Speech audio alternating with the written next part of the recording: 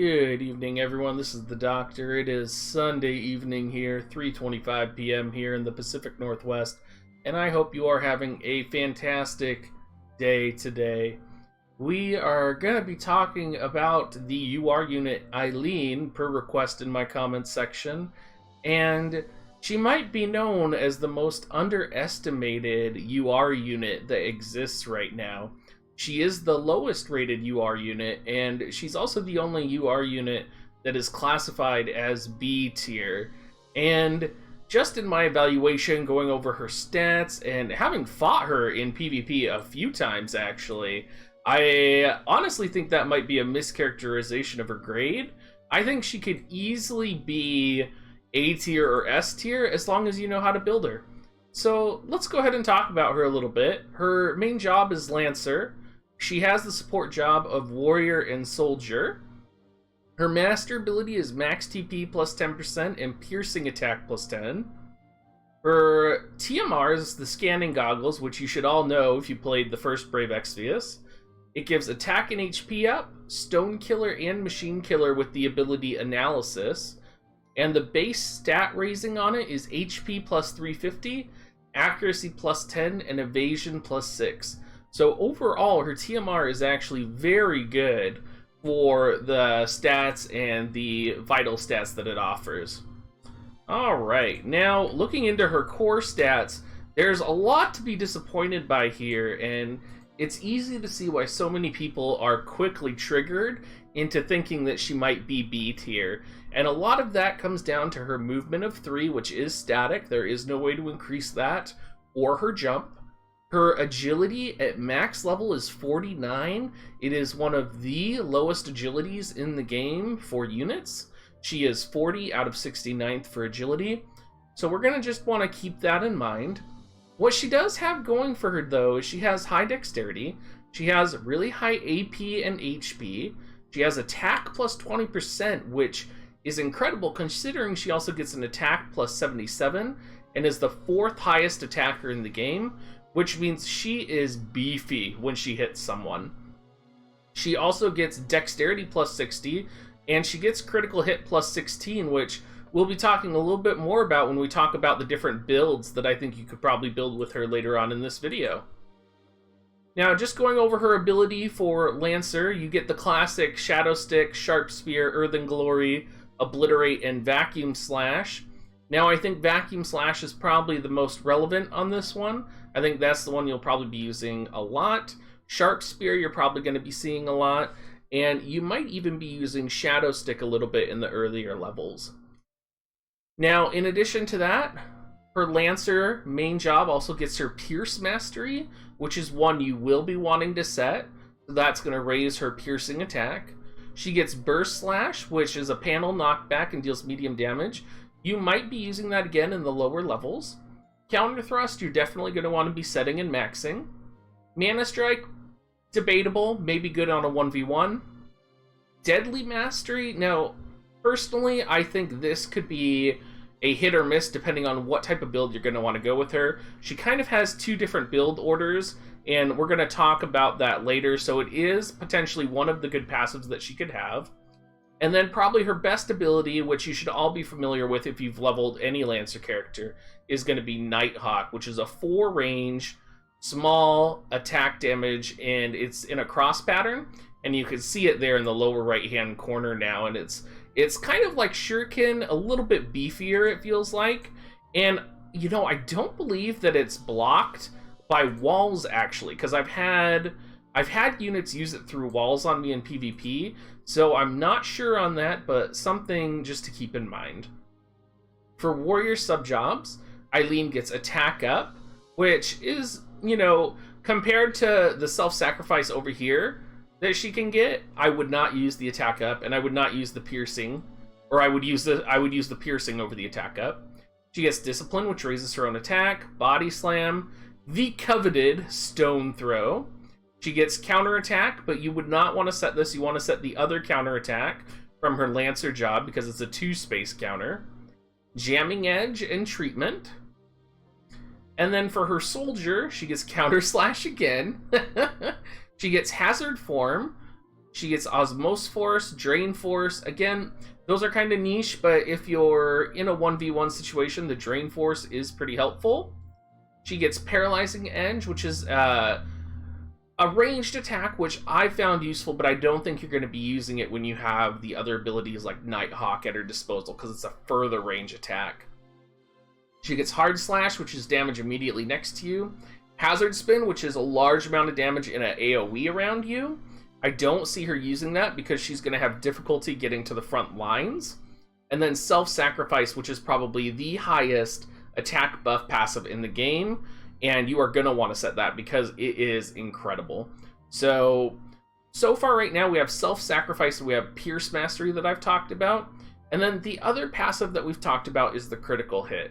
So let's go ahead and take a look at some of her other stats that we got going for her before we start talking about builds for her. She has 20% slashing resistance. She's weak to fists. She's weak to magic. She's weak to air, and she has a 20% lightning resistance, which is really nice against those Frederikas. She has a resistance to petrify, charm, and you know, I can never figure out what this little dragon thing is down here, but she has a resistance to dragons, whatever that means.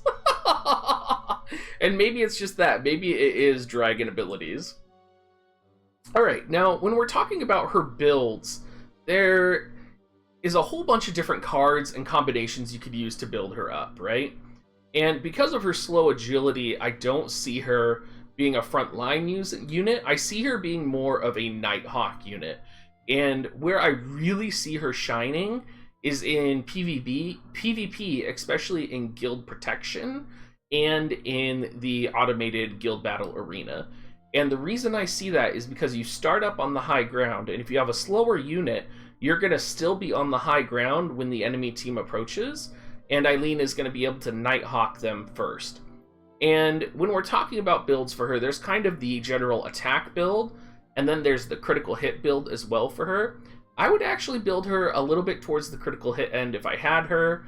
It kind of depends on what her spear is, because there are spears like the new Drakehorn spear right now, which if you max out a critical hit build on it, it actually gives plus 26% critical hit rate. So that is an insane critical hit spear if you were to have that for her. And so paired with all of these other abilities, you could have a really beefy Nighthawk one-shotter. Not to mention, if she is still on the high ground when the enemy is approaching, she will be able to gain from that +5 critical hit bonus, which will emphasize that damage modification for her. Besides that, she does have the attack going for her, so if you're a little worried about that, you could just build for an assault weapon, and you could build up for attack. So some cards that I'm looking at for her are going to be Bomb Bullet Bomb, so that's going to be critical hit rate up, a max of 20 for her personally. I'm looking at Appearance of Overeating King, so that'll be critical damage up, max at 25, but it brings her quickness down. So you're only going to want to set this if you have a critical hit spear, so that you can maximize your potential to deal more modifications on the damage for your attacks, right? So the modifier at 25 would be 1.35 to 1.75, and instead of 1.05 to 1.5. Did I say that right? Yes. Instant 1000 Cactus, I mean, you're going to want this. It does give you agility up and defense down, which is great.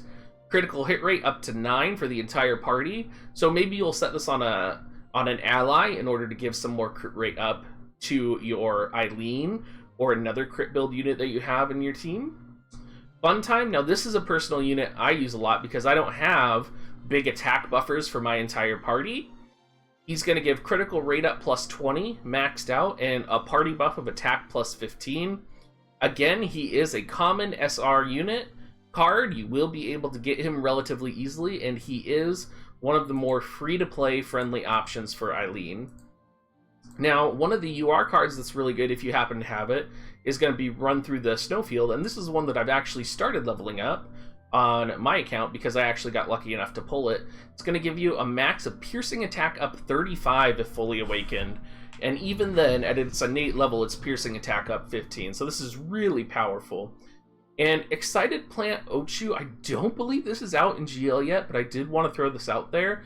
It does have attack up to a maximum of 20%, and a party piercing bonus of 20. So something to look forward to. Of course, the cards like Oath of Love and cards like the Beowulf card we're going to get with the agility plus 15% for the party are of course amazing cards, but not everyone has those cards. Everyone knows about those cards. So I really wanted to talk about some different builds you can use for her and different cards. Now for Espers, I think there's only 3 main Espers you should ever set on your Aileen. That would be Cactuar for both the haste, the critical, and the man killer.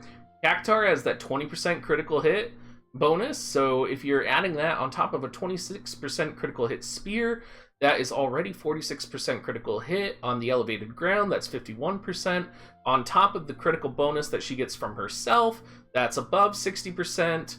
If you have any cards, so if you have the 20% crit, you're almost at an 80+% crit for Aileen when she's using her Nighthawk. And so depending on how you make it, you could even make that a 1.35 to 1.75 modifier for her. So she could pretty much one-shot almost any unit that's coming her way. Now, one thing you're going to want to watch, though, is if you are building for the crit, you might just be getting too powerful, like single cannon attack.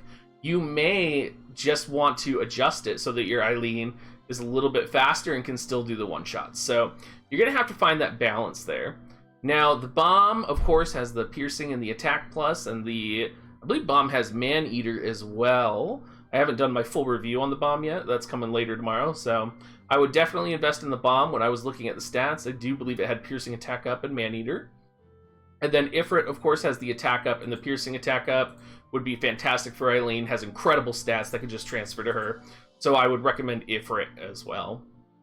Alright, you guys, that is the end of our video today. If you want more unit reviews like this, please let me know. Let me know if the theoretical building was helpful for you guys, because I really liked kind of checking out a unit and figuring out what the optimal builds might be for them. And I'm really kind of wanting to do this in my videos in the future, but I want to know first if it was helpful for you.